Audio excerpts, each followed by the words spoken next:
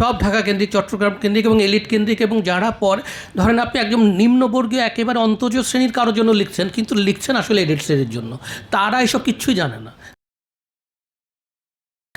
তো আমি আসার সময় বাসে বসে বসে একটা বই পড়ছিলাম, সেটার নাম হচ্ছে আত্মকথা, নরেন্দ্রনাথ মিত্রের। তো এই কবি প্রকাশনীর রিসেন্টলি এটার বইটা বের করেছে। তো এইটা পড়ার মধ্যে আবার হঠাৎ করে এই আরেকটা আত্মকথার মধ্যে এসে পড়লাম। এই ধারাবাহিকতাটা আমার খুব ভালো লাগলো, যে একটা ধারাবাহিকতার মধ্যে পড়লাম, এবং সেখানে যে একজনটা প্রশ্ন করেছেন চরিত্র ইত্যাদি ব্যাপারে, চরিত্র সৃষ্টি, বা সেখানেও নরেন্দ্রনাথ মিত্র একটা কথা বলেছেন যে মানে আমরা আমাদের অভিজ্ঞতা থেকেই লিখি, কিন্তু একটা চরিত্র সম্পর্কে যা একটা গল্পে লেখা হয় তার পুরোটাই যে সেই অভিজ্ঞতা ভিত্তিক সে এমনটা নয়। সেই চরিত্রটা হয়তো একটা প্রভাবক বা একটা অনুপ্রেরণা, সেখান থেকে যা পরিণতি আসে সেটা যে একেবারে হুবহু অভিজ্ঞতা ভিত্তিক তা না, সেটা আমি আমার মনের মাধুরী বা আমার কল্পনা এগুলো থেকে লিখি। এরকম করে কোনো একজন বাস্তবের কেউ হয়তো বলছেন যে আমাকে নিয়ে লিখুন, পরে যখন দেখা গেছে তার সম্পর্কে লেখা হয়েছে, সেটা তো আমি না, মানে আপনি এটার মধ্যেও আপনি আছেন, কিন্তু পুরোটা হয়তো আপনি না।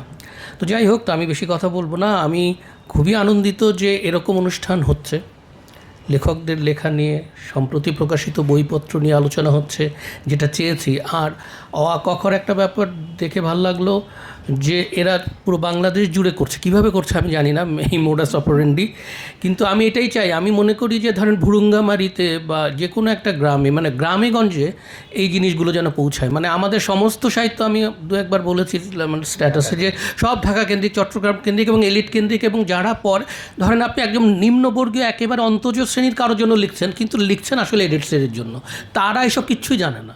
তাকে নিয়ে যে সব লেখা হচ্ছে সে কিছুই জানে না, সে তার জীবনযাপন করে যাচ্ছে, তার জীবনে কোনো পরিবর্তনও আসছে না সেসব দিয়ে। বলি না যে বইপত্র লিখেই তার জীবনে পরিবর্তন আনতে হবে, কিন্তু দেখা যাচ্ছে যে আমরা মনে করি না যে তারা পাঠক। শ্রমিক শ্রেণী, মজদুর শ্রেণী, এরা পাঠক, মফস্বলের লোকজন একজন পাঠক। আমি এই প্রসঙ্গে শুধু একটা কথা বলি, যে খেরাজ আলী নামে একজন ভদ্রলোক ছিলেন, আজকে থেকে 90 বছর আগে তিনি রংপুরে মেয়েদের জন্য একটা পাঠাগার করেছিলেন, ভ্রাম্যমাণ পাঠাগার।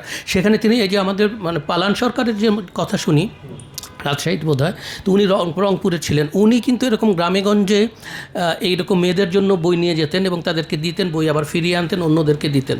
তো আমাদের সমস্ত কাজকর্ম যেন সমস্ত এলিট শ্রেণীর জন্য, এইটা যেন না হয়। আর এরকম, আর এখন তো ফেসবুকের যুগ, এরকম এই ধরনের অনুষ্ঠানের মধ্যে নানান লোকের কাছে পৌঁছে যাচ্ছে এইসবের কথা, কিন্তু ওই শ্রেণীর লোকজন কিন্তু জানছে না আসলে, তারাও জানছে না। একটা বাচ্চা মেয়ে, একটা যে 5-এ পড়ে, 6-এ পড়ে, 7-এ পড়ে, তাদের কাছে এইসব বই খবর একেবারেই যাচ্ছে না। সে অন্য কিছু নিয়ে ব্যস্ত। তারা একেবারেই মানে নাসরিন জাহানের নাম কেন, মানে হুমায়ুন আহমেদেরও নাম জানে বলে মনে হয় না। তো আমার কথা হচ্ছে যে আমাদের এই কথাগুলো যেন একেবারে সাধারণের মাধ্যমে যায়, শুধু এইসব ঢাকা শহর, চট্টগ্রাম শহর, রাজশাহী, সিলেটের এইসব বন্দি অংশ, মানে এলিট শ্রেণীর কাছে যেন না থাকে। অনেক ধন্যবাদ।